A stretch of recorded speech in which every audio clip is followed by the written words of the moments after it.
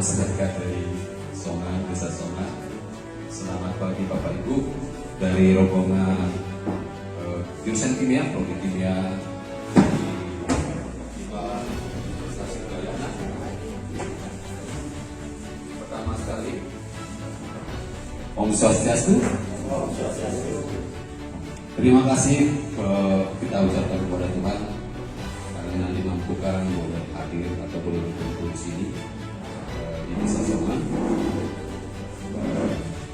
Sudah mudah-mudahan dalam pertemuan kita ini banyak hal yang boleh kita lakukan dan merupakan manfaat untuk masyarakat Desa Songan sendiri.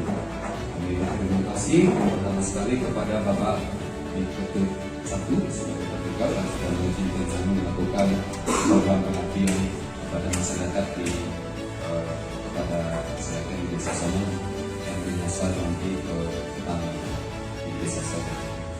Dan kepada Bapak yang sudah hadir, terima kasih juga sudah dan Ibu. Bapak dan Ibu yang sudah hadir, terima kasih untuk bisa mendengarkan dari kami nanti dan apa yang kami sampaikan sangat bermanfaat di kehidupan sehari-hari di Desa Songan ini. Sebelum kita mulai atau kita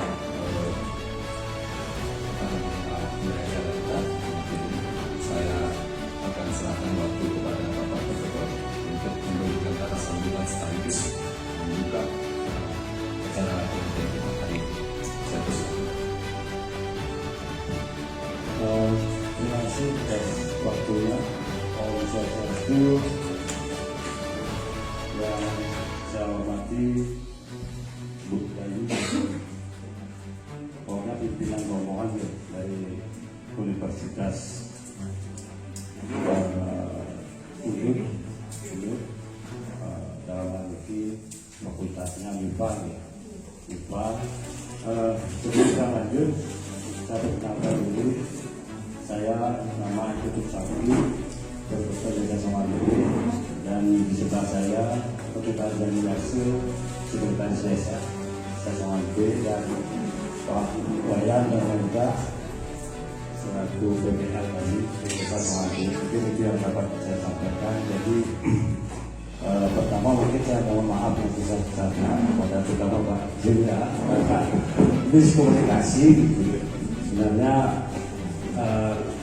itu kami tidak lihat tanggal acaranya itu Pak, saya cuma ingatnya hari Sabtu sehingga kami sudah pernah teman-teman petani minggu lalu sudah pernah kumpul.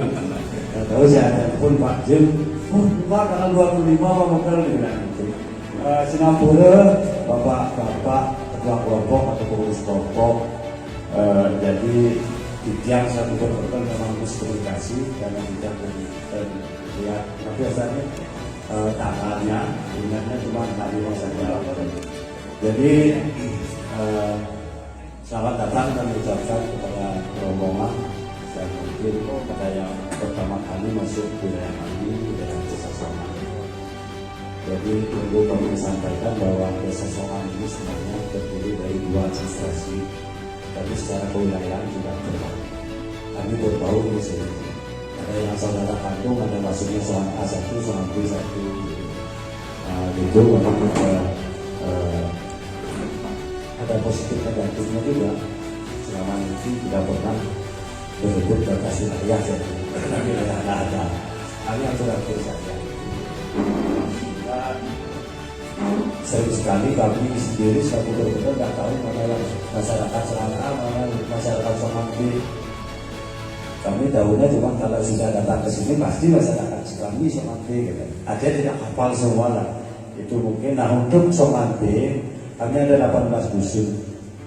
Batas wilayah kami ada di dengan Karangasem dan Buleleng. Itu batas sebelah timur dan utaranya ada Kabupaten Buleleng. Itu dengan jumlah jiwa untuk Songan B saja sekitar 13.000. Di mana sebagian besar kami memang di Songan ini kebanyakan petani, bahkan 95% mungkin dari petani. Walaupun ada yang beberapa juga secara akademis memang artinya mungkin kalau desa di Bali mungkin soal yang SDM-nya bagus kan, karena kami juga sampai saat ini ada punya yang masih aktif itu guru besar 4 Surabaya 2, di Ubud juga 2, Profesor Mantik sama Bu Yeni Rumah dari Profesor itu kebetulan Pak Maladani tidak saya ini, tapi administrasinya itu di Sawata, ya dari Sawata. Itu jadi kami ucapkan banyak terima kasih juga kepada Universitas Udayana. Dari kami mencatat tahun 2021 hampir setiap tahun kami memberikan program dan kegiatan. Tapi ini baru ini yang pertamanya, yaitu ada semacam pengabdian masyarakat juga di salah satu kelompok kami di pagi namanya itu, kebetulan kelompoknya juga sudah hadir, juga dari umur dan sekarang dari BIPA. Artinya kami juga bangga satu betul artinya kerjasama Universitas Udayana sampai hari ini sampai tahun ini sangat bagus sekali dengan dari seorang kita. Dan dia juga nanya di keterangan sebelah Pak soalnya nggak pernah dia terima dari Ubud ya, sampai saat ini jarang sekali, tapi kita hampir setiap tahun gitu. Mungkin itu yang dapat kami sampaikan untuk meningkat waktu. Pokoknya sepenuhnya tempat dan waktu kami serahkan kepada Fakultas MIPA untuk menyampaikan program apa yang perlu diketahui, dipahami oleh teman-teman petani kita. Mungkin itu untuk waktu saya kembalikan ke pembawa acara Pak Jim, dijalani dengan Pak Santi. Om Santi Sade Om. Terima kasih Bapak Berduka untuk satu yang sudah memberikan kata sambutan membuka kita. Selanjutnya kami kasih kesempatan buat Prokopoli kita atau dengan Pak Wede Dewa, silakan untuk memberikan kata sambutannya. Yang semua bapak-bapak salam sambut untuk semua satuan dan tahun lagi ulang aktif yang saking produktifnya Fakultas Fakultas yang terhormat Bapak Berbekel Desa Somanji, yang saya hormati juga Bapak Sekretaris Desa, Bapak Penyuluh Lapangan, Bapak-bapak anggota kelompok kami serta Bapak Ibu teman-teman dosen dari produktifnya Festival Universitas Udayana. Pertama-tama yang adalah pemain Bagio sukses banget, juga Mas Tuti dan kisah yang dewasa untuk limpahan rahmatnya kita semua bisa mengikuti acara yang akan kami presentasikan, yaitu berupa pengabdian masyarakat. Bapak Ibu, sekarang saatnya warga masyarakat ini kehadiran kami adalah yang sama-sama memiliki untuk berbagi apa yang sudah diteliti oleh teman-teman kami staf dosen, sekarang akan dipresentasikan berikut, mudah-mudahan ada manfaatnya. Adapun materi yang akan dipresentasikan Raina Mangkir ini yang pertama terkait dengan pestisida nabati. Karena Bapak kelompok tani dan Ibu juga adalah penggiat pertanian, mungkin pestisida adalah hal yang sangat biasa atau hal utama yang memang menjadi fokusnya. Nah, kedatangan kami memiliki untuk membawakan salah satu alternatif pestisida, yaitu pestisida yang dibuat dari bahan alam. Malitukos jadi tidak kalian sarang teman Titia, karena beliau penelitiannya waktu S3 adalah tentang pestisida nabati. Selanjutnya wonten Ibu yang menjadi mempresentasikan terkait dengan pupuk organik cair, pupuk cair. Mudah-mudahan itu juga ada manfaatnya. Kemudian Bentan juga salah satu teman akan mempresentasikan tentang lalat yang anti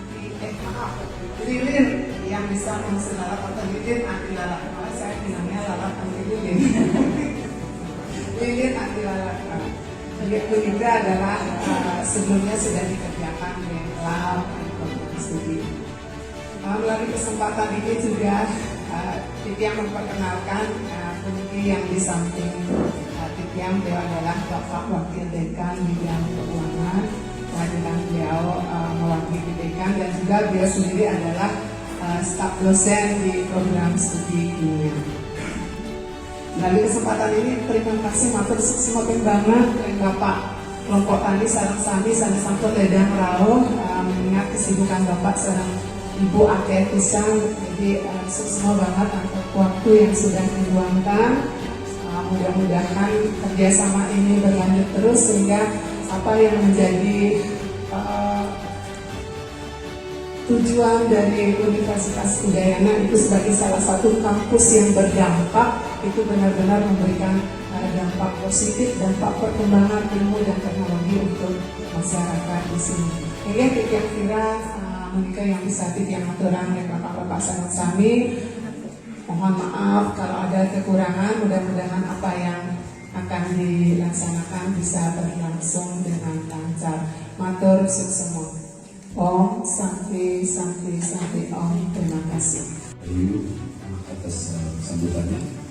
Sekarang kita langsung aja masuk kepada materi. Saya silakan kepada Pak Pustibaru memberikan materi.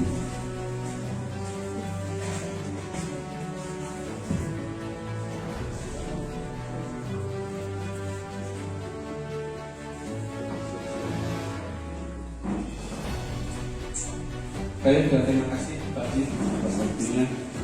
Karena semua kemudian Pak Profesor Solanti, Pak Sekdes, yang saya hormati Pak Wedi juga, Bapak Prodi, Bapak Ibu, kelompok tani ini, kelompok tani, saya Solanti, dan Bapak Ibu dosen serta sampai atas nasihat dia.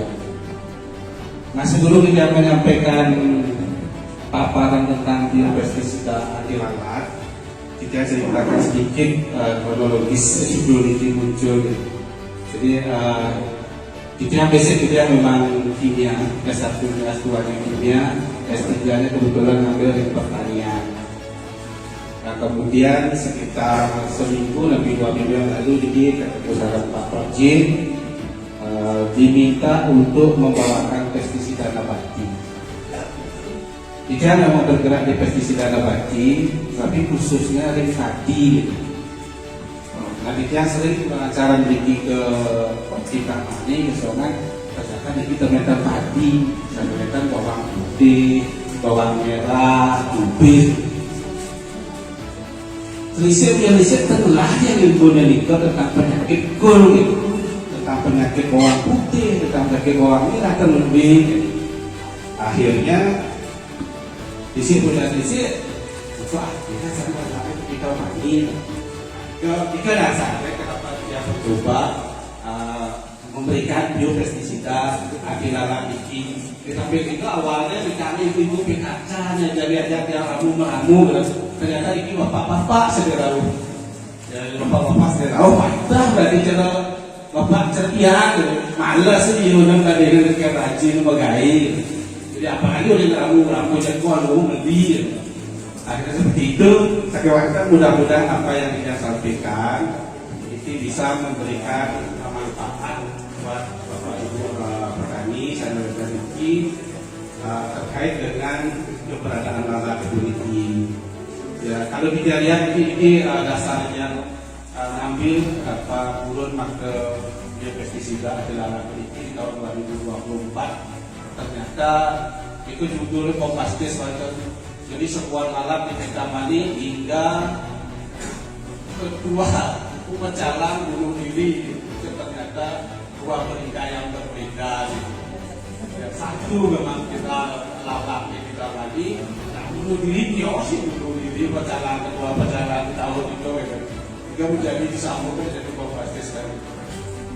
Nah kalau Ibu sampai suni lalat nanti sampun merupakan insektisida yang berbahaya, tapi makin berbahaya karena dia merupakan vektor pengantar berbagai macam bakteri maupun virus. Jadi bisa menyebabkan penyakit buat kita kalau kita salah menangani lalat putih. Walaupun sebentar kita dikasih bahasa bahwa lalat ini kalau ini juga tidak terlalu membahayakan. Sekewajarnya namanya lalat tetaplah tinggal di tempat kotor, masuk ke makanan, dan juga menjadi faktor yang tidak baik untuk membawa penyakit. Banyak penyakit yang bisa disebabkan oleh ini yang tidak sampaikan, untuk kita melera macam-macam ini penyakit itu yang masuk saja bisa dengan dia dari biopestisida ya. Ini masalah-masalah. Nah kalau kayu lumas untuk mengendalikan lalat ya. Jadi anti lalat sintetik itu banyak sekali. Bahkan barangkali semua Riki Sampun sering menggunakan sarana-sarana anti lalat sintetik ini karena dasar itu lumas. Nah sekewantan kita kalau menggunakan anti lalat sintetik ini perlu diperhatikan bahwa anti lalat sintetik ini sumber komponen itu enggak senyawa sintetik ini. Karena dia senyawa sintetik, kejantan sampun bahasanya juga sulit terdegradasi oleh alam. Jadi dia akan menjadi pencemar lingkungan.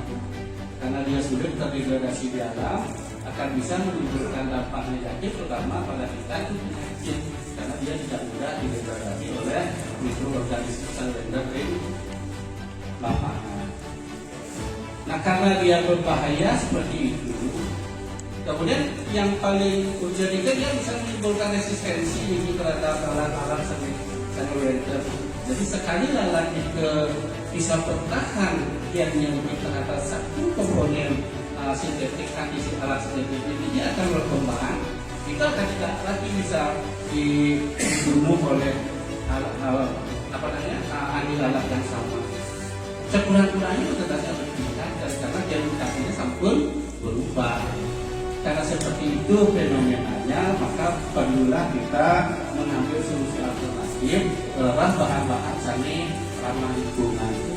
Karena makin bahkan kan apapun yang kita kerjakan harus berbasis lingkungan. Nah, jalan dasarnya kenapa dikembangkan biopestisida anti lalat ini. Karena bahasa biopestisida itu biologis, itu adalah bahan alami yang kita ambil di sekitar kita yang mudah kita kelola untuk kita gunakan untuk obat anti lalat ini. Karena kalau dilihat dari cara kerja biopestisida itu sifatnya seperti yang sintetik juga ya. Jadi dia bisa merusak jaringan lalat, ya, dia bisa menjadi racun peluknya, ya, kemudian dia bisa kita berikan dia kolak. Jadi penolak serangga bisa kita tarik sebagai atrakan, bisa juga kita kurangi nafsu makan yang kita sebagai antioksidan. Itu cara kerja mereka sebagai biopestisida. Nah yang penting kita sampaikan adalah ini beberapa apakah biar sekarang yakin bicaranya bebas bertemu tadi. Jadi dia ngambil 10 jenis bahan-bahan yang bisa diolah menjadi ramuan biopestisida lalat. Niki tidak bakal contohnya. Jadi ada yang bisa disemprotkan, ada bisa digunakan sebagai lilin aromaterapi lah bahasanya gitu. Tapi untuk kita kan sebagai aromaterapi, mungkin lalatnya sebagai aroma pembunuh lah atau aroma penjauh daripada lalat itu sendiri. Kalau bawang putih kan ada yang dijualkan gitu. Jadi bawang putih, kalau bawang putih ini banyak bisa dedanya gitu. Jadi gosok mana dari meja itu bawang putih yang dedanya itu, nah lumayan biar untuk mengurangi jumlah lalat sampai laut. Jadi kalau ada dedanya ingin lebih tunjuk sedikit, ya ekstrak terus. Jadi ekstrak langsung saja 15 gram atau berapa gram yang dedanya campur dengan air. Ya rendam sekian jam dan nanti 3 jam, kemudian saring itu sudah bisa digunakan sebagai penolak lalat sebenarnya. Walaupun dalam ini tidak 100% ya, Jadi apa yang kita sampaikan ini tidak ada yang secara riset, secara penelitian itu daya maksudnya daya tarik maupun daya tolak itu 100% kami.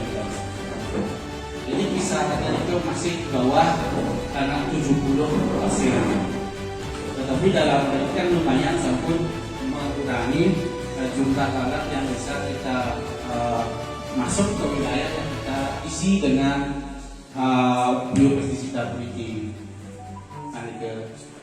Jadi untuk bawang putih itu bisa dioleskan, kemudian bisa dibuat dalam bentuk semprotan dengan cara sederhana itu, rendam sejumlah tertentu dengan air, ya minimal 3 jam, lalu saring airnya bapak-bapak bisa gunakan untuk semprot gitu. Jadi itu daerah Aceh dan lalat. Kalau hanya itu yang digunakan, bisa digunakan untuk makanan.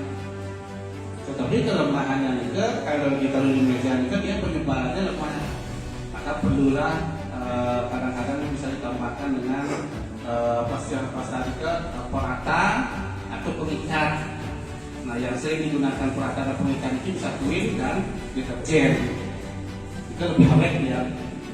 Kalau ada tambahkan kuin dengan sakit ada sampuran yang kurang. Kalau menggunakan kuin dan deterjen, sampuran yang kurang makanan. Kalau tidak ada nikah silakan. Kepada bawang putih yang tadi kita rendam 3 jam, kemudian gunakan rengajinan dan tidak masalah. Itu apa pertama. Nah, aplikasi ini kita menggunakan minyak kenanga. Minyak kenanga karakternya sama juga penolak serangga. Karena ini yang dari golongan minyak efeknya kalau mengandung senyawa tertentu ini akan menguap gitu. Jadi minyak asli kita ada kemas parfum ini, itu jenis-jenisnya. Kemudian niki bisa dibuat dalam bentuk semprotan, bisa juga dibuat dalam bentuk lilin sekali niki. Nanti kebetulan lilin niki dibuat sama teman dia, barangkali nanti dipraktekkan cara membuat lilin kalau ada waktu silakan. Niki lilin niki kita campur minyak kenanga niki dengan rendaman bawang putih. Jadi bawang putih misalnya 20 gram direndam dalam 80 ml minyak kenanga.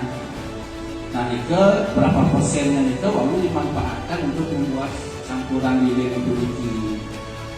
Sehingga nanti kalau lilin kita bakar, aroma kenanga dan ininya bawang putih ini kan muncul. Itu diharapkan itulah yang akan menolak kehadiran lalat itu. Nah kalau di kita lilin aromaterapi akeh itu untuk terapi di tubuh kita. Jadi prinsipnya sama seperti lilin aromaterapi. Cuma ini budaya Afghanistan tahu yang dimunculkan itu menolak kehadiran serangga tidak disukai oleh lalat. Ambil ya, jadi bisa menolak dan bisa juga membunuh sesungguhnya. Jadi kalau secara sederhananya bisa ngambil minyaknya, bisa ngambil langsung cabainya sendiri. Ya, jadi kalau dikit yang gunakan 4 kg, 250 gram, jika dalam direbus dalam 1 liter, pakai wanten karena dikit direbus aku ngambil api gede, kalau api gede harus menggunakan api kecil gitu. Tapi keuntungan menggunakan api kecil ke komponen yang mudah menguap mereka kan boleh silang masih bisa bertahan di sana dalam jangka waktu lama. Jika kita buat mungkin yang kasih contohnya mereka seperti niki bisa bentuknya dibuat. Nah niki bisa disemprotkan. Saking mantan hati-hati menggunakan sampai niki nyemprot dari meja makan, tak kalah aja gatel menggunakan dia. Jadi sampai niki sebaiknya digunakan menggunakan kapas yang kita bulat-bulatin, kemudian semprot basah taruh di pojok-pojok ruangan, itu bagus. Ya, lampunan di meja makan semprot lagi gatel tangan dia. Jadi malah lagi ya, itu karena dia lumayan niki seperti anti lalat. Ke samping, kemudian ini sering Nah, seri ini kebetulan yang buat dalam bentuk semprotan 1 dan dalam bentuk lilin 1. Ya, Vicky sudah dibawa sama teman, sama juga di penolak serangga. Ya, jadi kalau ngangil lilin jangan sampai ngangil minyak serehnya. Karena sereh itu ya. Jadi kalau sereh itu kalau tanam di halaman itu kayaknya lumayan itu mengurangi jumlah lalat yang datang. Karena itu sebagai tanaman yang sangat bagus untuk menolak kehadiran lalat. Nah kalau yang disemprotkan itu, kita langsung batangnya yang cincang, kemudian sebanyak 200 gram. Ini sesuai dengan untuk butuh kalau gede iuran ada dinan yang berarti kalau kita perbandingkan 1 berbanding 4, ya 1 banding 4 antara sereh dan air. Oke, jadi kalau main ke 200 kalau memang sudah kita campurkan jika untuk semprotannya sama dengan sapi kita sempurna di saat merebus kita dengan api yang besar kita harus menggunakan api kecil. Nah untuk kalau lilin ini kalau nggak salah ini 10% nggak salah dibuat secara kemudian komposisi dari minyak serehnya 10%. Sebenarnya di lilin ini alternatifnya kali bisa benangnya kita rendam dengan anti lalat, bisa lemak-lemak komponen penyusun lilin itu kita campurkan. Nah kebetulan teman ini memilih yang parafin itu yang di komponen lilinnya yang dicampurkan dengan kehadiran minyak sereh 10%. Kemudian ini ada cengkeh, ya, jadi cengkeh itu bagus sekali. Ini ada cengkeh, emas biasanya cengkeh. Jadi karena cengkeh itu mengandung eugenol, itu kucing sekali digunakan untuk anti lalat. Ya, bisa minyaknya. Kalau yang disemprot itu bisa langsung kita rebus gitu. Daun cengkeh yang dijual di pasar itu ada sakit. Jadi tugas ya 20.000 kita rebus dengan 500 ml air atau setengah liter. Kita rebus ya barangkali rebus 1 jam atau 1,5 jam. Tapi yang benar kecil pakai atau yang kita disaring kita ini. Agar dia perkatnya bagus sama kayak tadi campur duit misalkan deterjen. Kita duit deterjen mungkin tak dos. Karena itu perata yang cukup bagus. Sekaligus dia dijual sebagai perkat. Nah ini kalau yang putih itu minyaknya minyak cengkeh atau lilin itu. Sementara yang coklat itu kita sudah dicampurkan dengan kayu manis. Jadi serbuk kayu manis kita campurkan. Karena fungsinya sama saat dibakar dia akan mengeluarkan bau yang tidak disukai oleh lalat. Nanti kalau pepaya ada daun biji dan daun, jadi prosesnya sama. Ini mau dipakai lebih kan lebih cocok disemprot nanti. Karena gampang sekali merebus biji maupun daun pepaya begitu. Nah daun mimba sama, ya. Karena kalau daun mimba ini daun yang istilahnya kita tahun dewa ya, banyak sekali penyakit bisa disembuhkan oleh mimba itu. Ya.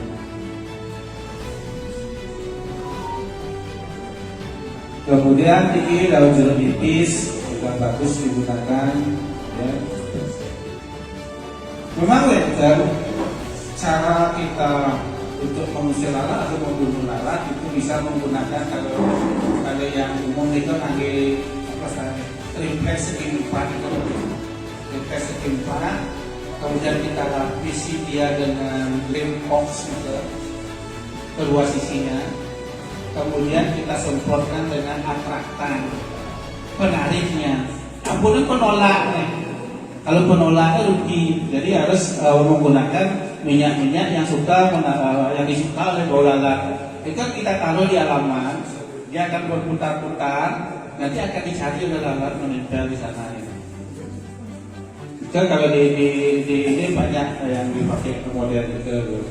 Dan dia tidak menggunakan masker, tapi dia hanya menggunakan box tertentu. Ditambah minyak asili yang berfungsi sebagai atraktan, jadi penarik lalat. Kemudian ini daun sirsak sama ini ininya, dan terakhir ini daun limpi gulung. Itu yang bisa digunakan sebagai pestisida anti lalat. Jadi terkait dengan produk yang mau dibuat, itu ada 3 produk yang akan disemprotkan, produk yang akan dibuat sebagai lilin, sebagai aromaterapi, atau kalau penolak langsung menggunakan papan itu. Jadi dia lupa minyak yang disukai lalat, atraktannya lah. Kita baru bisa menggunakan, kadang-kadang menggunakan perangkap, menggunakan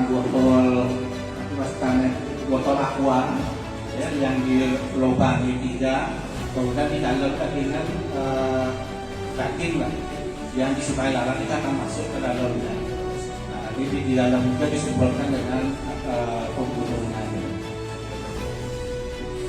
Nah, kemudian kalau yang bisa penarik, penolak maupun sebagai yang mengurangi nafsu makan, anti-vegan itu juga bisa. Itu disemprot biasanya. Mungkin ada sedikit yang bisa kita sampaikan terkait dengan biopestisida lalat, ampula bulangan, intermittent, tujuan masikin sekarang, tadi kalian makin, yang akan belajar juga terkait dengan ini.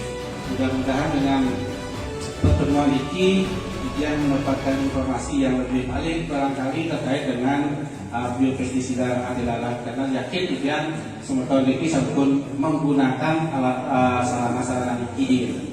Ikian atau galah wajib kalau memang yang didiskusikan dengan setengah kasih Ikian melakukan untuk berdiskusi. Sukses atau galah Pak Jim.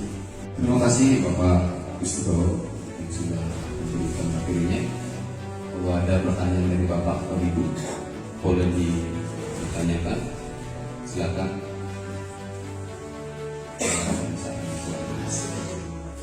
Materi yang kedua, silakan. Oh, terima kasih. Jadi kita akan lanjut dulu ke materi yang kedua mengenai pupuk cair. Sambil dibuka.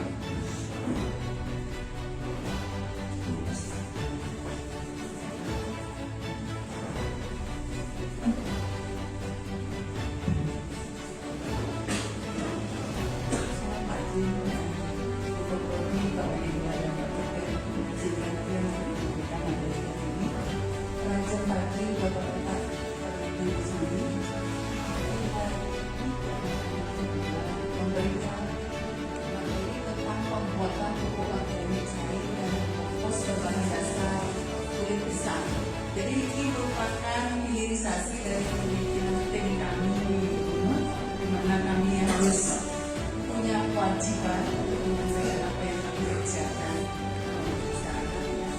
Jadi karena di sini yang tahu adalah buka untuk petani sayur yang lain. Jadi di sini seperti informasi yang sudah dapat. Jadi di sini katanya sudah banyak mengerjakan pembuatan ekoiksi ini. Jadi mungkin ada sedikit perbedaan antara ekoiksi dengan pupuk organik ya. Dimana nanti di dalam prosesnya pembuatan pupuk organik kita akan mendapatkan kompos juga ya. Jadi ampas dari pembuatan pupuk organik cair itu nanti akan mendapatkan kompos.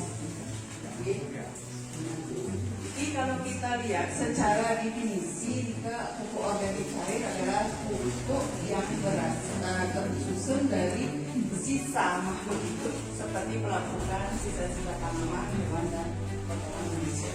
Ya. Kemudian kalau kita definisikan pupuk organik cair itu adalah pupuk organik cair adalah pupuk berfasa cair yang dibuat dari bahan-bahan organik melalui proses. Jadi sesungguhnya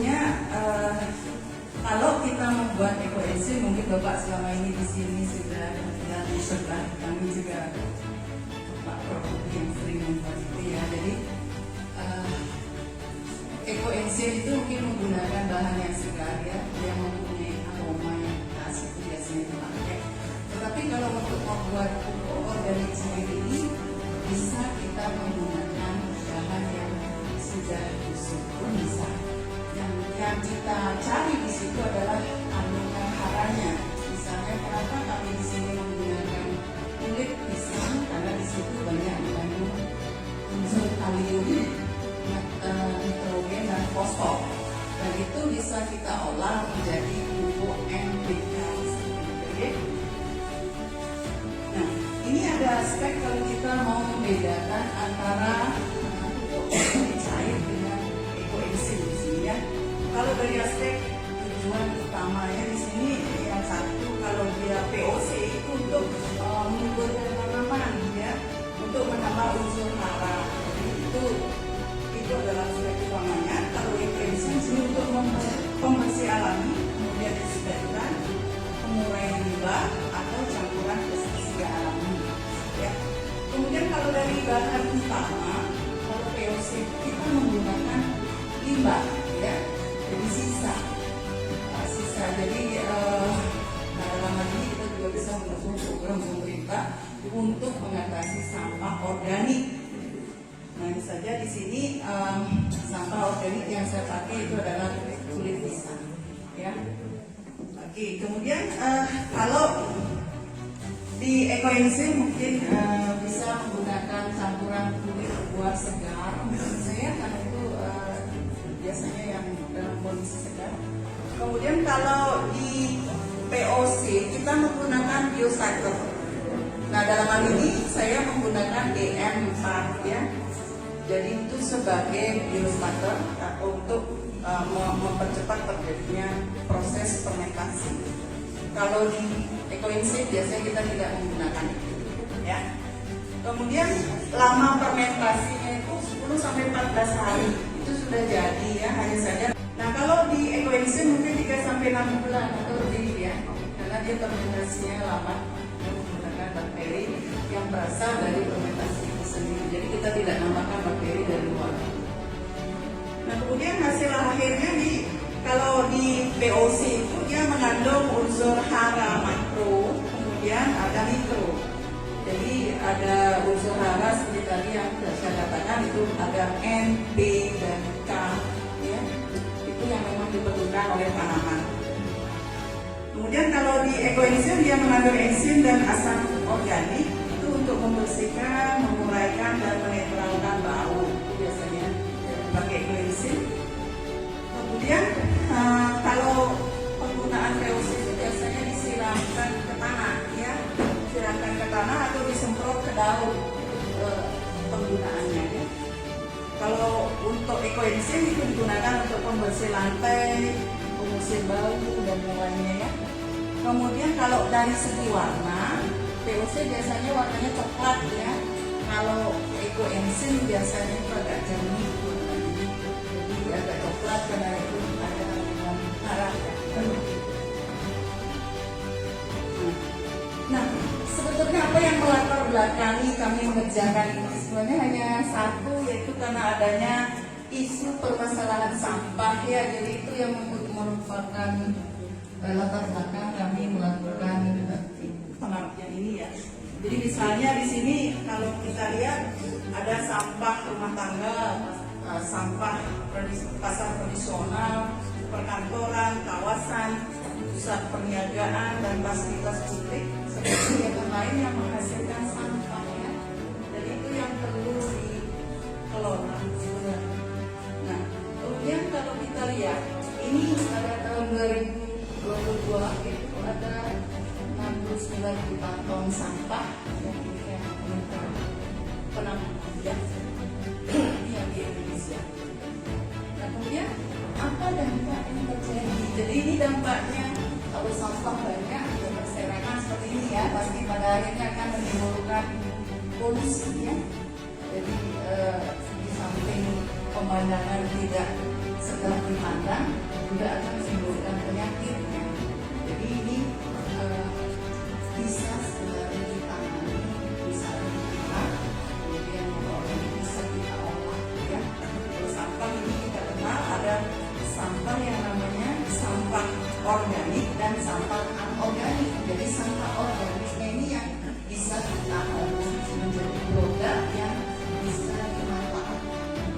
ya. Kemudian kalau organik mungkin sebagian saya.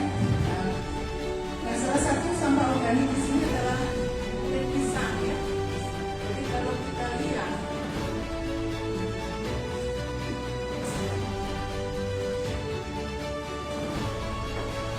pisang di sini ya, mungkin tidak akan mengurangi pisangnya, karena pisang ini banyak sekali dimanfaatkan terutama untuk sarana upacara ya. Jadi setiap ada upacara pasti menggunakan pisang ya.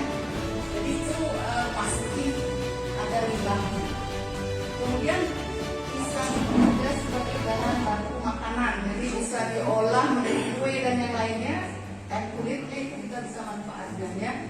Kemudian untuk kecantikan, karena ini dari penelitian yang kita lakukan dari tim sudah beberapa diolah menjadi bedak, bukan krim ya. Untuk krim juga sudah diolah sama Bu ini namanya ya, itu memang konsen sekali mengerjakan tentang pisang. Kemudian untuk obat anti jerawat ya, karena dia memang antibakterinya bagus ya. Yang cukup kuat sehingga dikembangkan untuk menjadi obat infeksi jerawat. Kemudian bisa juga diolah menjadi pupuk organik cair atau kompos karena dia mengandung hara, terutama kalium di sana, tinggi sekali kaliumnya, kemudian ada nitrogen dan fosfor. Ya. Nah, sebenarnya organik rumah tangga yang menghasilkan pupuk organik cair, VOC dan kompos. Kemudian ini harusnya kita mengadakan pelatihan, tapi di sini karena sudah biasa mengerjakan eco-living, mungkin langsung bisa mengerjakan VOC tanpa kami berikan pelatihan ya. Kemudian ini adalah untuk memberikan pengemasan, mungkin kalau pengemasan itu bisa langsung ya, bisa diberikan. Nah ini jalannya seperti ini. Kalau mau membuat organik atau sampah organik yang bisa kita olah menjadi VOC dan kompos. Jadi sampah yang berasal dari aktivitas manusia, terutama sampah organik, dalam hal ini kulit pisang yang banyak mengandung kalium, itu bisa kita olah menjadi organik cair dan kompos. Nah, kenapa kita harus mengolahnya menjadi pupuk organik cair? Karena di sini ternyata pupuk organik cair itu lebih mudah diserap tanaman. Kemudian itu merupakan hasil fermentasi menggunakan organisme. Kemudian kandungan unsur hara untuk cair dan stabil ya. Kemudian dia memiliki kandungan NPK yang cukup tinggi. Jadi ini alasan kenapa kita mengubahnya menjadi pupuk organik cair. Nah kemudian kenapa lagi dia diolah menjadi kompos? Jadi kompos ini berfungsi sebagai multivitamin pada tanaman. Ya, kemudian hasil pemuraian sebagian campuran organik dan dia mempunyai warna coklat dan sifat fisik yang menonjol ya. Jadi ini akan membantu mengembalikan struktur tanah ya. Kemudian yang berikutnya hasil samping dari proses pembuatan VOC. Jadi kalau kita membuat pupuk organik cair, nanti kita mendapatkan kompos seperti itu ya. Ini adapun metode ya. Jadi kita menggunakan fermentor ya atau komposter ada ini. Itu perbandingannya 1 kilo dengan 2 liter air bersih atau air cucian keras boleh. Kemudian gula merahnya 100 gram dan EM4-nya 50 ml. Ya, itu dijadikan satu resep ya atau satu formula. Kalau mau buat lebih dari itu berarti 2 kalinya 3 kali. Seperti itu kan ya. Nah, ini mungkin seperti ini ya. Nah ini bisa menggunakan wadahnya seperti ini ya, jadi menggunakan mungkin galon-galon air itu bisa dipakai, hanya saja ditambahkan nanti pipa untuk mengeluarkan gasnya, ya, supaya tidak terbuka atau pipanya sambung ke bawah, jadi sekalian diaduk, biar tidak harus sekali diaduk. Nah, kalau pembuatan komposnya seperti ini, jadi kita mengumpulkan limbah padat yang berasal dari sisa POC. Kalau POC kita ambil yang bagian cairannya saja, kemudian limbahnya itu bisa kita olah menjadi kompos, ya. Dengan cara di sini menambahkan bahan tambahan seperti misalnya tanah, boleh tanah subur, kemudian sekam padi dan kulit telur. Jadi kita menambahkan haranya lagi untuk mencampur padatan atau limbah dari POC itu. Jadi ada beberapa bagian mineral yang masih belum keluar atau belum tersarikan, itu kita pakai lagi untuk pupuk kompos dengan menambahkan tambahan berupa tanah, kemudian sekam padi dan kulit telur. Nah, itu perbandingannya 1:1:1, jadi 1:1, ya. Itu bisa kita campur, kemudian itu bisa kita manfaatkan langsung untuk pupuk.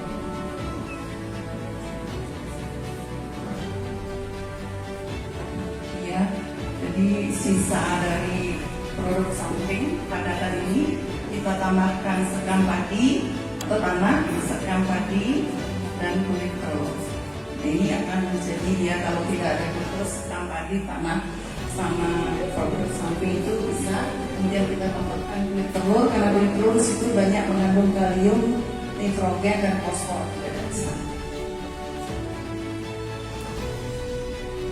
Nah, ini produknya seperti ini ya, didapatnya ada pupuk organik cair dan kompos. Jadi dalam satu kali kerja kita dapat 2 produk.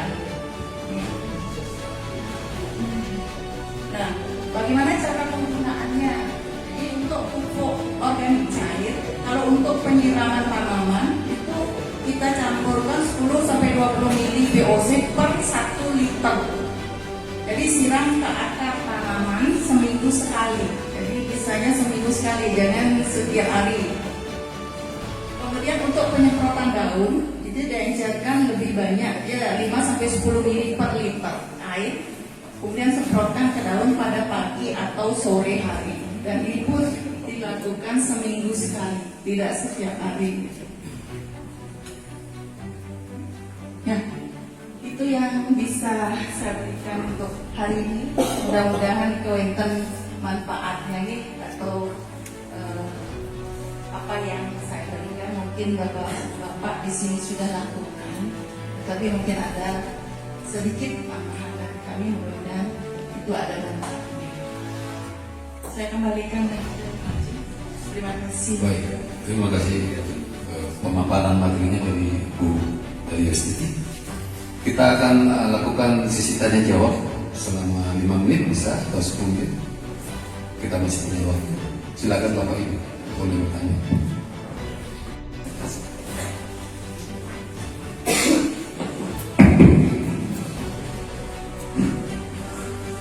Om Swastiastu. Wassalamualaikum warahmatullahi wabarakatuh. Yang terhormat Bapak Ibu yang ada di depan, yang saya tidak bisa sebutkan satu persatu, yang sudah berkenan hadir, begitu juga pada Bapak Pemukul yang hormati. Yang ingin bertanya pada Bapak Ibu, sebelumnya saya perkenalkan diri dulu.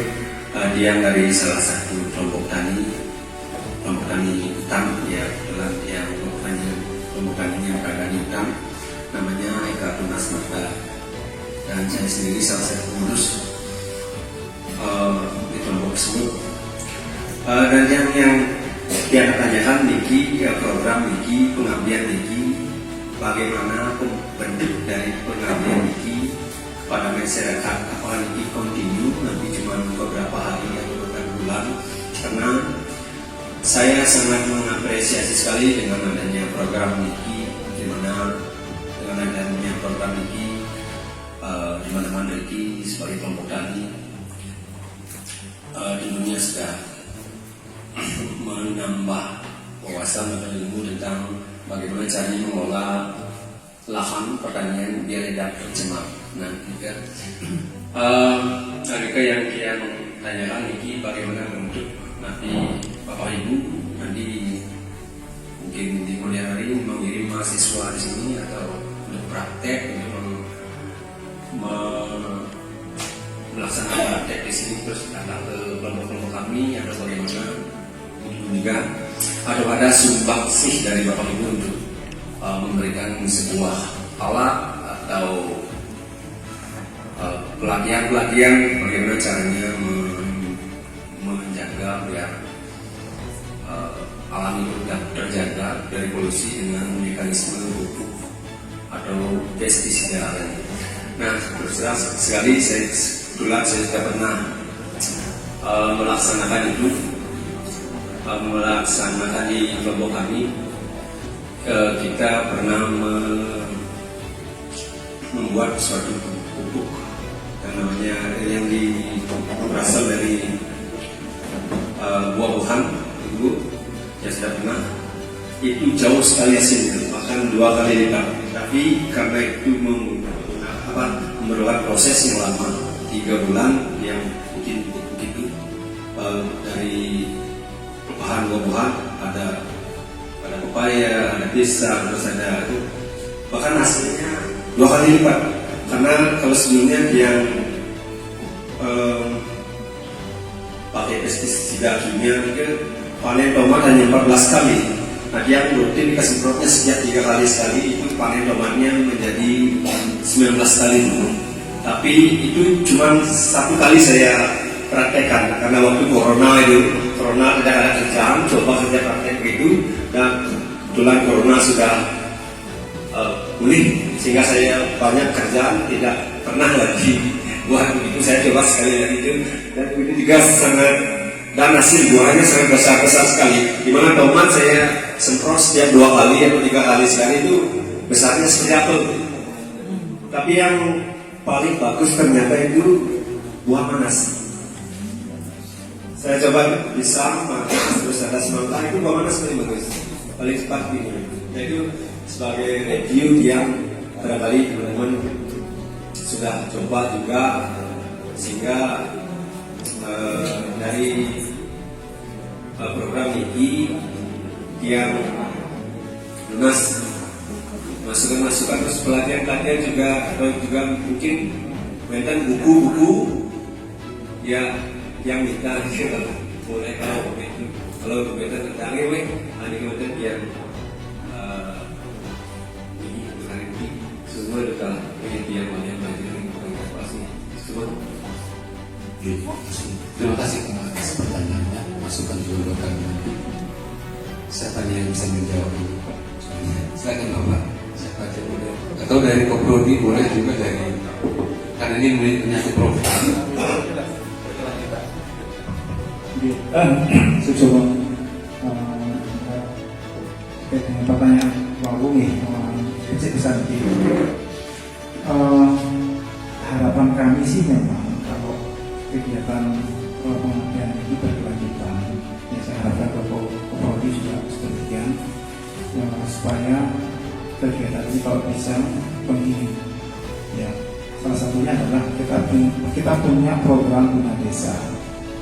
Ya, ada pengabdian di desa dan ada pengabdian tingkat nasional. Kalau dari program KKN ada 3 juga yang sifatnya mandiri. Bisa Bapak Ibu teman-teman dosen nanti mencari paling tidak 15-20 mahasiswa untuk KKN mandiri. Ada 3 jenis di situ, ada tematik, kemudian ada KKN Bina Desa dan ada navigasi bencana. Itu akan diberi oleh KPPN minimal 15-20 orang. Kalau nanti menyasar di salah satunya di daerah Songan B ini, mungkin bagus sekali supaya kontinuitas kegiatan ini berjalan terus. Itu saran yang sebagai masukan ke lembaga ini. Kemudian masalah tadi yang sudah dipraktekkan kelompok tani ke kami, jadi kalau ke apa namanya prosesnya kan memang lama ya, memang hampir 3 bulan begitu. Sampai disampaikan 3 bulan. Memang itu proses pembusukan supaya unsur-unsur hara itu keluar semua secara pupuk cair. Nah, maka baiknya mungkin kalau dibuat berkesinambungan juga, mungkin hari ini buat sekian liter, besoknya atau per 2 hari atau per 3 hari buat terus, sehingga kita punya cadangan seterusnya. Ini salah satu alternatif sebagai produksi untuk pupuk cair. Ya, memang kendala untuk kita memproduksi yang berbahan alami kan memang kesulitannya di tempat air. Jadi jumlahnya bisa berkilo-kilo dan banyak dan perlu proses yang lama. Ketimbang nanti kita membeli pestisida yang atau pupuk yang sintetis di praktis memang, tapi Bapak sampai membuktikan bahwa dengan pupuk cair alami ini jauh produksinya lebih bagus. Jika mungkin yang jawis pertanyaan dan saran dari Bapak ini terus mungkin pertama dari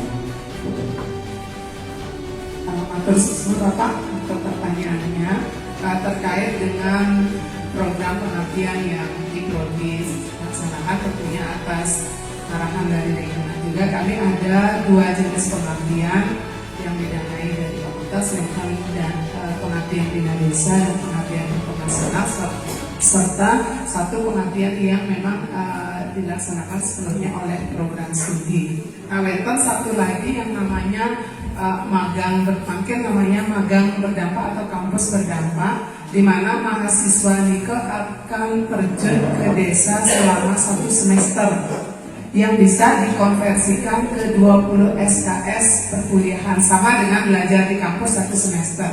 Nah, seperti yang Bapak sampaikan tadi, mungkin selanjutnya kami Renprodi akan menawarkan Desa Songan ini sebagai desa tempat anak-anak mahasiswa kami berkegiatan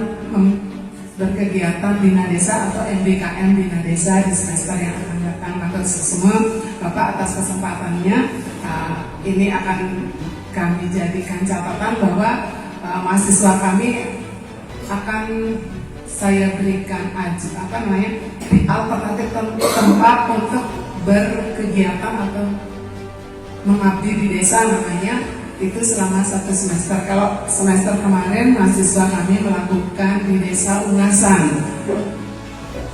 Ya, mudah-mudahan di semester yang akan datang lagi mahasiswa kami bisa mengabdi di desa Songanti. Mungkin itu adalah salah satu bentuk tindak lanjut dari kegiatan ini, dan masih banyak lagi. Atau di tahun-tahun pengabdian kami lakukan setiap tahun ada 3 kegiatan. Jadi tahun depan kalau diizinkan kami akan kembali lagi ke sini. Mungkin dari kami hampir semua. Mungkin dari Prof Budi.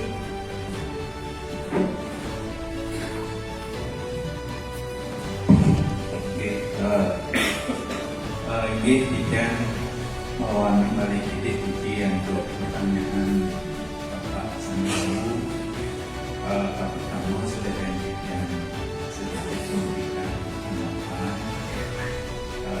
yang menurut spirit saya bangga Bapak melanjut. Hasilnya kan sudah nyata nih kecil nih. Tidak menggarisbawahi pertanyaannya saja mengenai waktu. Jadi waktu yang menjadikan poin dari pelaksanaan fermentasi untuk membuat pupuk cair. Aniki wastane pengetahuan Pak sebelum melakukan sesuatu. Pengetahuan ini fermentasi. Proses pembuatan pupuk ini kan prosesnya fermentasi. Nah, wonten faktor yang mempengaruhi. Yang pertama yang garis bawah ini suhu. Wonten fermentasi cepat itu pada suhu 30 sampai 40. Yang Pak bilang harian suhu di atas 30. Jika di bawah 2 minggu maksimal 2 minggu sampai dados hasilnya fermentasinya.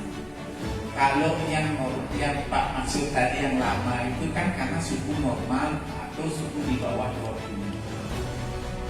Nah, yang sedang ke 20 sampai 30 atau mendekati 30. Yang tidak mempertahankan suhu itu dan sampai 1 bulan. Ya kan?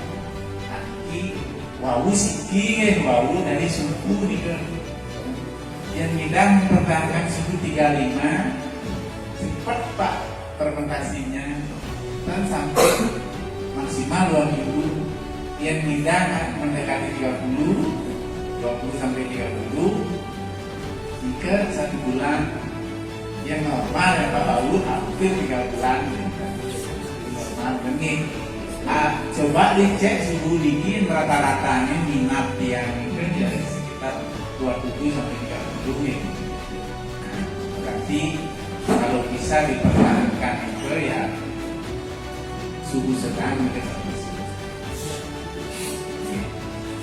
sedang termasuk, tapi kalian ini sana menentukan bahan Pak, bahannya, yang bahannya komplit jika sekali wawu bu bayu niken wenten nganggi napi wastane nganggi molase nganggi cucian keras, jika bahan-bahan berkualitas jika akan menambah peningkatan proses fermentasi dari waktu.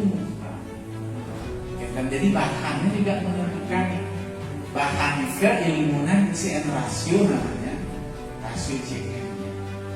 Nah, rasio CN yang dicek juga ambron ini, nah karena ini bahasa rasio kandungan C dengan N dari bahan itu antara 20-30 itu lalu memicu mikroba optimal yang dan campuran bahan ke jika kita nanti selama faktorik yang icen kali ini kan suhu saran bahan nah ini yang suhu pengandung prosedur pemuatan itu sudah cukup optimal biasa. Misalnya kan ampun tentang sekali wawu bukayu icen ikuti nah itu bahannya sudah optimal, sudah diuji. Makin sebenarnya suhunya kan yang kaya alon-alon. Nah bagaimana caranya Pak suhu nih kan? Makanya harus usahakan dia kena panas tapi tidak kena matahari langsung. Suhunya akan tapi tidak kena matahari langsung. Ampunan simpan di tempat yang dingin. Coba Pak melakukan composting atau membuat fermentasi di tempat yang dingin akan tidak terjadi. Nanti percikan ini suhu makanya yang kompos itu biasanya tetap itu tapi sinar tapi tetap gitu. Jika suhunya paling kecil proses mikroba atau secara ragu dengan anak kecil yang dingin kalau ragu yang panas lah belum hidup. Karena paling dulu suhu 30, nah bakteri nak enter masih yang pemakai pada saat suhu 30 paling yang menggai. Yang suhu 20 yang populas gitu. Dan suhu panas yang kemelola itu melalui hutan gitu. Jika anak analoginya seperti ketan, iki mana kita wantah pengetahuan mantan, nanti pengetahuan itu nasarin rego melakukan sesuatu. Pengetahuan itu penting untuk yang yakin bapak-bapak itu sampun kuring ke angin ini besar dan ini lebih cepat bahannya, kemudian suhunya. Kemudian yang terakhir nih bapak-bapak yang lunas mangga dados dalam tanda kutip peneliti nyoba nih kan, coba nih, tapi coba dalam arti kita mulai dari nol, ampun kita prosedur. Cara bau bapak sampai bisa menimbulkan ini tomat, kecap, ini kan mana sekali dicek, itu kan hasil mencoba gitu, memantau. Walaupun harus dicoba-coba, tak bisa dapat prosedur kalau Pak coba perhatikan ya. Jadi harus ada keseriusan kita dengan mencoba-coba. Nah ini cobanya kan dari nol, yang coba dari nol kan asalnya jadi rugi waktu gitu. Nike besar nih, mangga dados dalam tanda kutip peneliti yang suku lan bahan. Ini yang walian wawancara Pak Rodin sekarang. Baik, terima kasih Prof. Budi atas penjelasan dari segi ilmiah. Satu pertanyaan lagi atau dua boleh, karena kita mau memuaskan dulu. Siapa tahu ada beberapa pertanyaan yang bisa menjadi masukan buat kami juga dan menjadi nanti bahan kami nanti melakukan apa lagi nih yang bisa kita lakukan di kemudian hari di sini. Silakan Bapak. Terima kasih. Om Swastiastu. Assalamualaikum warahmatullahi wabarakatuh. Salam sejahtera bagi kita bersama. Mohon izin, nama dia Wayan Dharmayuda, selaku penyuluh pertanian di Desa Songan B. Yang pertama, kami menyampaikan banyak terima kasih atas kunjungan Bapak Ibu. Ini sampai unik karena ini adalah beliau-beliau yang ketahui kan banyak-banyak profesor. Oke, ini luar biasa tantangan untuk beliau-beliau yang pernah hadir. Oke, ini luar biasa karena kebetulan dia juga alumni Udayana di universitasnya. Matur susu banget lah intinya untuk ilmu dan pengetahuan yang bisa kita dapatkan. Kan kita ini yang pertama, yang kedua dia menyampaikan sedikit cerita. Yang kita undang ini adalah memang tokoh-tokoh pertanian saja. Ini adalah kedua tokoh petani yang tiap undang koordinasi dengan Pak Puter baru 15 kelompok tani. Itu tokoh-tokohnya saja dari 103 kelompok tani yang ada di Desa Sumatera. Ini sebagai informasi bahwa memang potensi Diki adalah di hortikultura, terutama bawang merah, cabai dan lain sebagainya. Dan kebetulan dia anak kampung Diki, hasil di Songan. Nah ini yang kedua pun yang sampaikan, makanya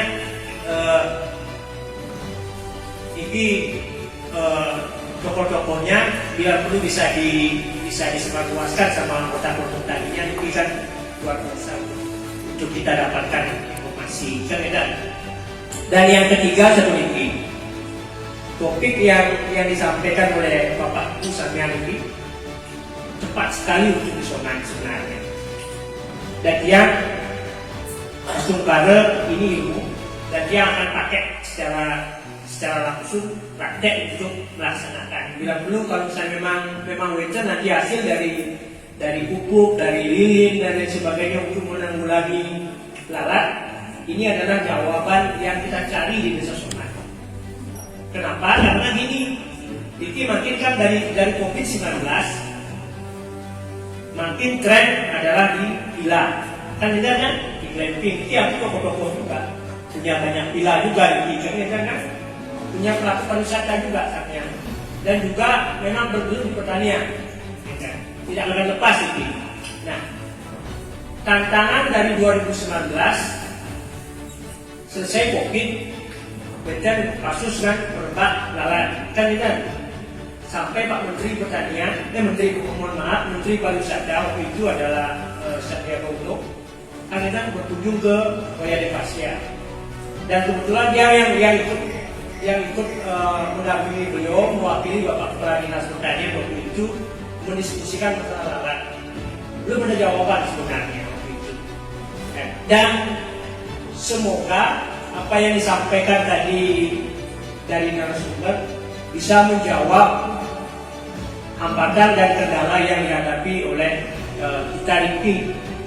Dan ketakutan pengunjung sebenarnya ke Songan belakangan ini adalah merebaknya kasus lalatnya banyak di sepeda motor, banyak di kebun dan lain sebagainya. Nah, ketika misalnya ini produknya bisa menyelesaikan masalah, Udayana sudah bisa menjawab tantangan yang ada di Bali sebenarnya. Ini yang sampaikan. Mungkin mohon maaf agak sedikit lama karena ini adalah bagian hal yang sangat penting. Dan yang waktu itu menyampaikan dengan Pak Menteri langsung bahwa dibilangkan pertanian sangat berdampak menimbulkan lalat. Yang menjawab secara langsung, mohon maaf, bahwa memang betul sebagian kecil, tetapi kalau 100% pertanian berdampak untuk menimbulkan lalat, yang tidak sepakat. Karena di pariwisata sendiri pun misalnya tapi ada nih memakai buah-buahan, memakai daging juga menimbulkan lalat, kan tidak? Nah, makanya yang sampaikan dengan Pak Menteri waktu itu adalah bagaimana kalau kita sinergi antara pariwisata dan pertanian. Karena potensi di Bali adalah pariwisata dan pertanian, tidak bisa dipungkiri. Kalau Niki lepas dari pertanian tidak akan mendapatkan hasil. Kalau menghasilkan di pariwisata dengan dampak misalnya bom Bali, dampak COVID yang begitu menghebohkan, pariwisata kan flat. Makanya satu-satunya yang memang bisa bertahan pada saat COVID, terutama di Songan, adalah di pertanian. Pada saat COVID bahkan teman-teman bisa bangun ini yang pulau, Pak Prof, Ibu Prof, dan pakar-pakar ini.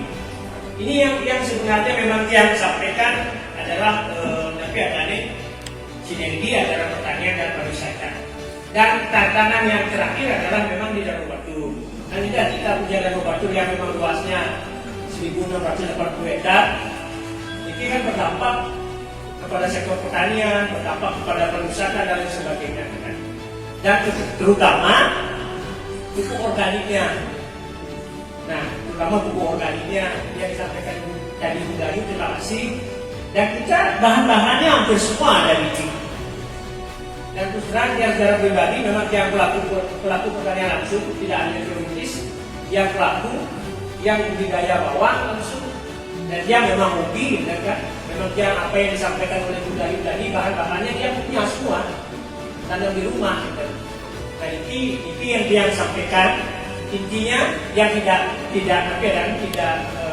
memberikan pertanyaan, tetapi alangkah bijaknya yang disampaikan tadi Bapak Ibu yang di depan, Pak Kapolri, Pak Ibu Wakil Dekan dan lain sebagainya. Mohon bila perlu dilanjutkan lagi ini pengabdian ini kepada kita. Nanti masalah seleksi kelompok-kelompoknya kan kita yang punya tanggung jawab nanti. Artinya ini kan yang sedang dilakukan dengan Pak Menteri, kita mengundang siapa yang hadir. Berarti beliau-beliaunya ini kan sudah termasuk yang paling rajin tadi. Kalau misalnya kita undang berkali-kali dan hadir, mohon maaf, yang punya kebijakan kan kita dengan Pak Menteri. Berarti nanti ada pertemuan-pertemuan yang lain yang lebih penting dan program yang lebih penting ya kita kesampingkan. Untuk seleksi nanti misalnya ada program, artinya program, tapi dari yang tadi disampaikan. Ya kita nanti bisa memfasilitasi teman-teman kelompok yang memang berkompeten untuk melakukan riset. Nggak perlu TV yang pura banget. Yang misalnya memang dijual belikan produk itu yang disongan itu sebenarnya ingin praktis Pak. Yang disampaikan tadi. Nggak, nanti ada nih. Kalau membuatnya itu akan jujur kita nih. Begitu dia yang dengar bisik-bisik kan, ini yang tadi, tapi bahan-bahannya sama yang dengar. Kalau misalnya Bapak Ibu, kalau dari segi kepercayaan itu menghilang, dayangan yang hampir tidak dilakukan lagi kan, menghilangnya ini sudah dayangan sudah yang percaya betul. Ketika misalnya ini produknya dijual belikan, pasti langsung dibeli sama teman-teman tadi. Kita kira-kira yang bisa dia sampaikan secara sharing nanti lebih lanjut kan yang kebetulan juga pengurus pemuluh Kabupaten Bali yang jumlahnya 89 orang, kebetulan adiknya Ibu Prof juga seorang pemuluh, gitu kan? Nanti yang bisa sediakan bisa sampaikan kepada teman-teman pemuluh Kabupaten Bali dan ini sudah didengar langsung dengan kelompok-kelompok tadi. Dan yang menyampaikan kalau itu bisa dijual, yang sendiri pun langsung beli. Dan kita kira-kira beberapa hal yang bisa dia sampaikan ini dan intinya dia terima kasih banyak untuk kehadiran Bapak Ibu misalnya di Suksma. Tim dari Universitas Udayana dan Bapak PL yang dia hormati. Perkenalkan, dia atas nama Muhammad Berata, dia adalah salah satu ketua kelompok tani sekaligus dia adalah petani di Desa Soman. Ada beberapa hal yang sudah disampaikan tadi, cuma hanya sedikit menambahkan terkait apa yang dipaparkan, terutama adalah terkait dengan obat atau zat pengusir lalat dan juga tentang pupuk organik cair. Yang pertama terkait dengan zat alami yang bisa digunakan untuk mengusir lalat. Tentunya kami di Soman kebanyakan kalau menggunakan hal yang praktis atau disampaikan Bapak PL tadi. Kita menggunakan kadang-kadang yang menggunakan sejenis yang kertas lembaran ditempel itu seperti Cuma ada juga digunakan pada pertanian, sama juga hal yang ditempel lalu untuk menarik lalat-lalat yang ada di tanaman. Itu hal yang sama juga sering dibantukan oleh Kementerian Pertanian kepada kami itu sudah diterima. Nah, namun dari apa yang disampaikan tadi, saya selaku petani yang notabene bertempat tinggal di wilayah Soman adalah notabene wilayah yang penuh dengan lalat.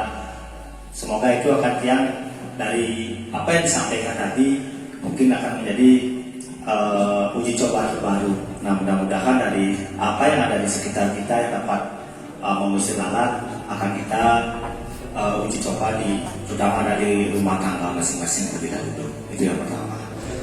Terus yang kedua terkait dengan penggunaan pupuk cair atau pupuk organik. Sebenarnya di era pada zaman orang tua saya selaku petani dari dulu, karena dia adalah mutlak seorang petani dari kakek orang tua dan dia tetap menjadi petani, belum bisa maju ke langkah yang lebih. Nah, cuman ada peribahasa tanpa petani mungkin negara tidak akan bisa hidup. Nah, mungkin kami adalah bagian daripada penghidup sebuah negara. Nah, itu kebahagiaan kami juga. Dari pengalaman yang dari menjadi petani, kalau pada zaman dulu orang tua yang itu adalah menggunakan sejenis kompos, baik itu dari daun-daunan bambu yang jatuh. Kadang-kadang itu di lahan ditebar dan dibakar, lalu abunya itu digunakan sebuah pupuk dasar. Dan kadang-kadang juga orang tua saya sendiri setelah melaksanakan pembakaran di pawon, abunya itu juga ditabur di dalam menjadi pupuk khusus ataupun pupuk dasar. Nah, namun ada beberapa kendala dari kami kan tidak tahu kandungan apa sih yang terdapat di dalam abu itu sendiri, dan juga sampah-sampah daunan. Misalkan dari pengambilan daun bambu yang kering, kadang-kadang dimasukkan ke kandang sapi, lalu kandang sapi kotoran itu dicampur dan lalu digunakan pupuk dasar. Dan juga kadang-kadang kalau pada fase penanaman cabai yang sering digunakan itu adalah bulir daripada sapinya itu digunakan untuk mengocor pupuk susulan. Nah, cuman kami sangat awam apa sih kandungan yang ada sebenarnya di dalam hal itu. Nah, jadinya kami hanya mengamalkan, coba aja kita gunakan apa sih hasilnya. Nanti tanaman itu mau lebih hijau, pertumbuhannya bagus, ya oke lah. Tapi kandungan dirinya kami tidak tahu sama sekali apa yang ada. Nah, mungkin kedepannya dari bapak-bapak yang notabene adalah bapak ibu dosen dari Universitas Udayana bisa memberikanlah gambaran eksperimen-eksperimen dari kandungan-kandungan yang ada di sekitar petani, sehingga kami tidak salah menggunakan. Contoh, kadang tanaman setelah tanam daripada 10 hari atau 15 hari, kadang-kadang kami tidak paham dari kandungan yang ada, malah kalium terlalu tinggi kami berikan. Padahal kebutuhannya adalah kebutuhannya nitrogen. Kadang-kadang nitrogennya mungkin akan kami gunakan setelah tanaman masa perbuahan, ya kadang-kadang masa pematangan. Nah, ini sebenarnya konsep yang saya inginkan, bahwa dari apa yang ada di sekitar kita tahu kandungannya. Nah, dari eksperimen-eksperimennya. Nah, mungkin ada dari Bapak Ibu yang memiliki jurnal-jurnal tentang penelitian kandungan zat-zat yang ada di sekitar kita yang bisa kami unduh atau melalui info media sosial, AI ataupun buku cetak, mungkin bisa dibagikan kepada petani-petani sehingga kami sedikit demi sedikit memahami apa yang ada kandungannya itu. Nah, mungkin hanya itu yang dapat sampaikan, kurang lebihnya yang mohon maaf yang sebesar-besarnya. Waktu dan kembalikan, terima kasih. Baik, terima kasih Bapak Ketua atas masukannya. Terkait dengan Abilala yang saya bawakan, ini produk memang nanti saya kasih di sini. Cuma yang saya kasih gambaran, ini adalah produk yang baru berhasil di tingkat laboratorium magang. Jadi di tingkat lapangan belum, titik-titik sendiri belum memastikan itu akan berhasil, tapi laboratorium pun masih di bawah 70%. Itulah sebabnya kita sangat menyambut baik sekali kalau ke depannya ini kita bisa saling bekerja sama, Pak. Jadi ada keinginan dari kami itu untuk mengembangkan terutama yang lilin aromaterapi ini. Karena Nika lebih higienis dan lebih rapi kelihatannya kalau ditaruh di rumah-rumah makan. Karena kendala kita sekarang kan dia sering pergi lewat Songan, lewat kita Mani Ajeng. Nika kendala utamanya kan lalat, Pak. Begitu lalu Ajeng lalat usia itu selera nabi ucap. Nah, sehingga kalau nyemprot memang agak riskan dengan makanan, maka dia berpikiran bagaimana yang lilin aromaterapi ini sebagai revelennya, sebagai penolak serangannya itu bisa mengurangi ada di meja-meja makan. Nah, nanti ada ini ada sekitar 9, mungkin kedepannya bisa jadi yang tambah untuk kita cobakan di sini. Kalau nanti Bapak bisa menghubungi aja, kasih nomor HP, ya. Jadi kalau Bapak mau catat, atas nomor catat HP-nya, ya 087 754 174 085 ya Pak Baru. Nah, itu kalau bisa memakai, kalau memang memberikan hasil yang memuaskan, mohon dibuka ke kami sehingga kita bisa berlanjut. Kalau tidak ada hasil pun tidak ada masalah, disampaikan agar kami juga bisa punya perbaikan ke depannya apa yang kurang. Dan ini selalu berproses, karena terlama di tingkat lapangan terus pas kali kami coba. Ya, di tingkat lapangan sebenarnya ini baru di tingkat lapangan, sehingga butuhlah jembatan kerjasama antara Bapak Sami ini dengan yang untuk mengembangkan itu. Seperti itu, Pak. Terima kasih banyak atas perhatiannya. Mungkin beliau yang mengatakan semua ini bagian dan pun tadi Pak PL, terima kasih semoga sama-sama wenten kemarin yang jadi diwasana kawis sedikit pertama ini permintaan wawulan tapi rasanya yang harus wawulan efektif ini yang efektif ini permintaan niki kebetulan niki ada Pak jadi kedua ada Bu Prodi yang saya rasa mudah-mudahan mungkin ditindaklanjuti karena ada permintaan dari masyarakat sampai untuk pendampingan, untuk workshop nanti bagaimana caranya menyikapi nanti kita persilahkan deh. Yang berikutnya niki efektif wawu justru yang berharap itu memiliki Bapak Ibu tentang skill bertani manten yang kita harapkan diperoleh nanti diberikan dari sebuah perhatian masyarakat, tetapi juga ada kemampuan entrepreneur. Entrepreneur artinya begini, Riki nanti mudah-mudahan Wenten silih sinugir tidak ada ini kan ada pengusaha nih kan, pengusaha cairan pengusir lalat atau membuat PUC gitu, yang bertani mantan gitu. Itu yang kita harapkan dari mandiri ya. Di sini itu munculnya. Dan jadi emas dari kami gitu, tapi munculnya dari sini yang kita harapkan. Nah itu nanti diperlukan sebenarnya workshop kombinasi antara skill dengan manajemen. Dalam ini adalah entrepreneur. Oke. Ini juga sebenarnya tantangan dari kami. Jadi kami tidak memberikan skill cara membuat pupuk aja, tetapi juga bagaimana agar di sini mendidik juga pengusaha yang di sini yang membuat pupuknya. Karena sumber dayanya sudah ada semua, ini yang seperti Pak sampaikan tadi. Ampun bentar nih ke kami, itu luar biasa itu bahan-bahan itu ampun bentar tadi, tinggal bentar nanti mengambil peluang ini sebagai peluang usaha. Ini tolong garis bawahi ini siapa tahu nanti. Kalau sekian ilmu itu mudah, tinggal dipelajari, dibaca. Justru biasanya yang entrepreneur ini yang butuh ada passion dari dalam dan lain sebagainya. Oke.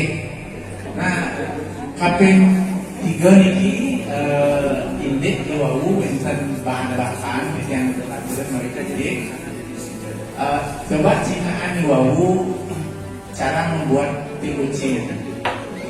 Kan ada sumber bahan pertamanya itu adalah limbah sayur dan buah. Nih, limbah sayur dan buah. Ini ke sumber nutrisinya dari bahan mentah yang akan dijadikan pupuk. Sumbernya di situ. Jika wenten kalsium diambil dari sana, wenten kalsium diambil dari itu, wenten protein diambil dari itu. Tetapi terbungkus dalam bahan mentah gitu. Inilah yang mau dilepaskan dalam proses fermentasi. Nabi kan mengandung buah yang bapak dari nama nanas, nanas mengandung kalsium yang diperoleh. Nah, itu yang termasuk dari bahan. Ini berikutnya kan wenten juga air, kemudian wenten gula. Gula itu bahan baku fermentasinya. Selama proses fermentasi berlangsung, disitulah terjadi pelepasan yang dari bahan mentah tadi. Sehingga dia jadi terus larut di dalam air, jadinya pupuk cair Bapak Ibu. Nah, nanti kesimpulannya jika pupuk cair organik, Bapak Ibu sama minggu kalau pupuk organik itu beda dengan sintetik. Kandungannya kompleks pupuk organik berbagai macam, dan tidak terlalu banyak, tidak konsentrik. Itulah kemudian membutuhkan aplikasi dosis, misalnya 1 minggu sampai 2 minggu sekali, agar pelepasannya itu bertahap. Kalau oleh kompos, kan malah dia yang memegang, ada istilahnya slow release, dia melepas pelan-pelan. Kalau yang cair, Diki 1 sampai 2 minggu nih, kita yang memberikan pelan-pelan dalam jumlah yang cukup.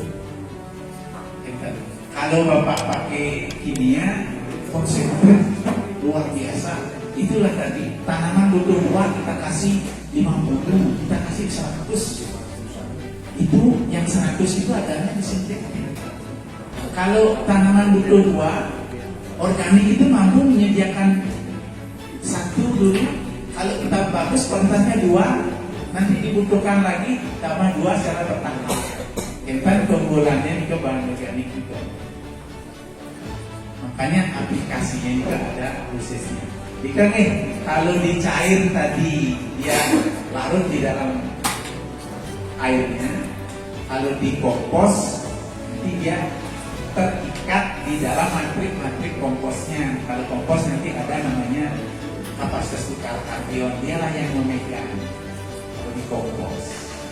Jika uniknya nih, jadi ini pertanyaan Wau, kenapa mengandung ini, kenapa mengandung ini? Sebetulnya pupuk organiknya nanti kita patokan yang sempurna pupuk organik itu memang komplit, tergantung bahannya, informasi bahannya. Kemarin ada kalsium, berarti yang hasil kalsium ini lumayan banyak. Kemudian baca dosisnya, dikasih 1 sampai 2 minggu, disemprotkan beberapa mili. Itu kan sudah cukup sebetulnya. Kalau sudah diikuti, jadi patokannya itu, patokannya itu dengan sifat-sifat pupuk organik lengkap sekali, tetapi kandungannya sedikit-sedikit. Sumbernya dari mana? Dari bahan pembuatnya. Tadi. Ini ada 3 varian yang akan kita bikin, atau nanti kalau waktunya tidak memungkinkan kita cukup membuat satu varian lilin ya. Yang pertama lilin yang dari rakit. Tapi kalau minyak kayu, kalau baunya kita kan senang juga nih, mungkin teman saya kok bau rokok, tapi sebenarnya rokok yang bau cengkeh ya. Cengkeh itu baunya harum, kemudian kayu manis juga baunya, tapi ini punya potensi untuk fungsi untuk mengusir lalat. Mungkin kita bagikan, sudah dibagikan. Nah, untuk bahan dasarnya